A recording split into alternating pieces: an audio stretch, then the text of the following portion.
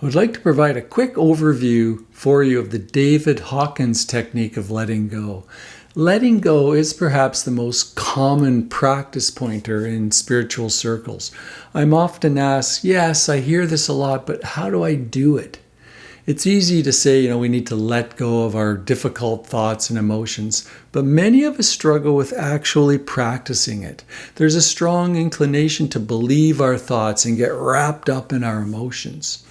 As I got deeper and deeper into this practice, I often wondered why letting go isn't taught to primary school age students. It's perhaps one of the most helpful practices that I engaged in my early days, and that we can really shift how we live our lives. So in this video, I'd like to go over the David Hawkins technique from his book entitled Letting Go, The Pathway of Surrender.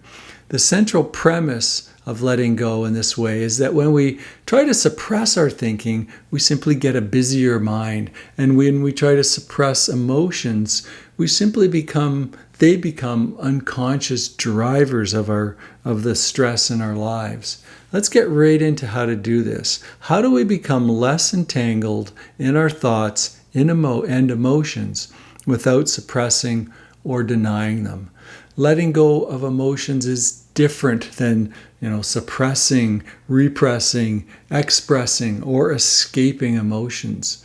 When we suppress an emotion, we're trying to get rid of it. It doesn't work. When we're repressing emotions, we're unconsciously trying to stifle them. It doesn't work. When we're expressing emotions, we're often complaining or ranting. And when we're trying to escape emotions, we are engaging in actions such as drugs, drinking, playing video games, or just some way of numbing or distracting ourselves in some way. When we relate to emotions in these ways, they accumulate in the body, gaining momentum and intensity, and they can be triggered at any time. A key part of the David Hawkins technique is that when we face it, we erase it. So the first step is to make room for the emotions by allowing a little silence in your life. And meditation can be helpful for this. It means stepping back into silence or quietude without wanting the present moment to be any different. The second step is to bring your attention away from the abstract realm of the mind and instead down into the concreteness of the body, where we're simply feeling the sensations that arise in the body. We're stepping out of the constant doing and thinking and stepping back into just feeling in the body. Even if an emotion is present in this moment, we can drop down into the body and see how this emotion manifests in the body. It's very easy to feel anger and fear and these kinds of strong emotions in the body. And as we do this again and again, we can use the body as our anchor when a strong or difficult emotion arises. The third step is to embrace the emotion. We can observe the emotion and see how it makes us feel.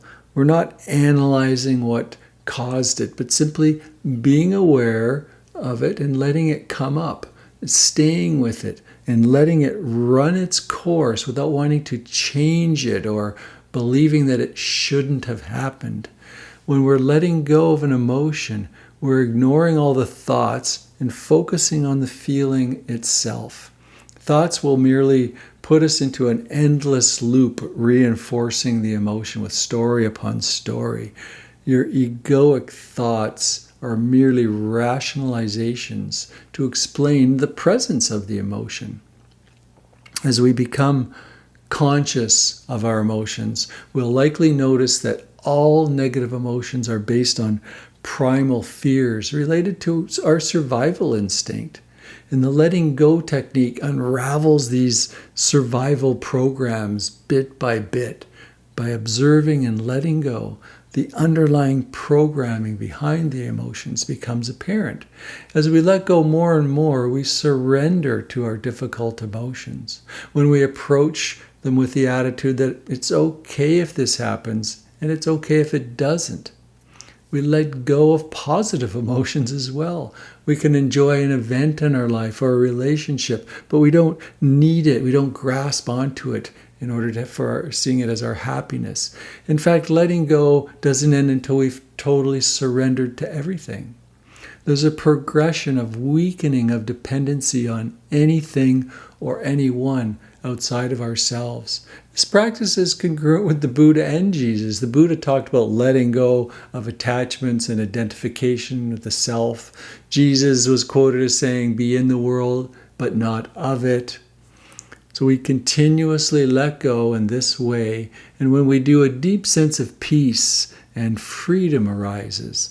Emotions and thoughts arise and pass, and we realize that we are not our thoughts or emotions. We begin to notice that the observer or witness of our thoughts and emotions is one step closer to our true nature. We begin to identify with the witness rather than the content of our experience. And in this way, we get closer to truth and begin to see that we've been duped by these thoughts and emotions for so long. I hope you found this helpful. And again, I have a free ebook in the description below if you're interested. Please like the video if you found it helpful and subscribe to the channel. And I hope to see you very soon. Take care, everyone.